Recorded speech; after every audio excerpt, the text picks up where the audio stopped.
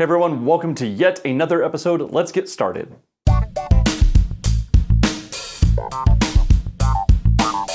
Red Sparrow stars Jennifer Lawrence as an assassin in training. Red Sparrow is Concrete Blonde if Concrete Blonde had more of a backstory and was a lot more rapey. This was intensely okay.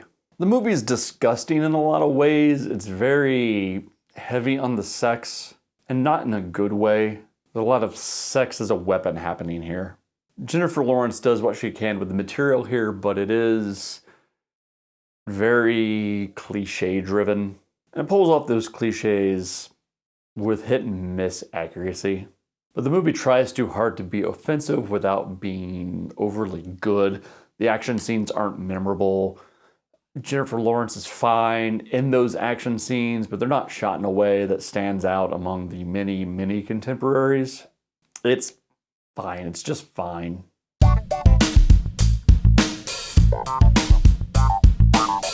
Crawl is a 2019 disaster survival horror movie directed by Alexandre Aja, and it is entirely better than it probably should be. When a huge hurricane hits her hometown, Haley has to go back home from college to save her father, who is stranded in his house. Specifically, in the house's crawl space he was working when the hurricane hits, as you do. It is there where they are surrounded and entrapped by giant alligators. This is a movie with a Sci-Fi Channel level plot. It is ridiculous, but the talent in front and behind the camera makes this movie hugely better than it should have been, given its B-movie roots. This movie's really freaking fun. The horror aspect is based on a few perfectly timed jump scares, but for the most part, you know where their alligators are at any moment in time, and they just have to get to a place to do a thing with creepy and lurking tension. But since it's in the middle of a hurricane, there's always this sense of tension that they're going to be underwater relatively soon. When you watch this movie, this just looks like a horrible shoot. Like, making this movie looked miserable. I'm sure working in water is just absolutely awful, and they're either swimming or being drowned at any point in time. It just looks miserable. But because of how this movie is orchestrated and how it is shot and how the plot escalates, it's done so well that you forget that you're watching a B-movie Sci-Fi Channel type plot. And I just enjoyed the ride. I had a ton of fun with this thing.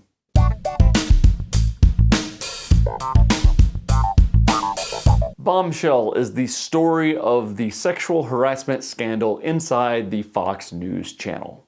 Starts with a young intern played by Margot Robbie coming into the organization and learning about what she has to do to move ahead. It also covers the ousting of Gretchen Carlson and the eventual accusations leveled by Fox News personality Megyn Kelly.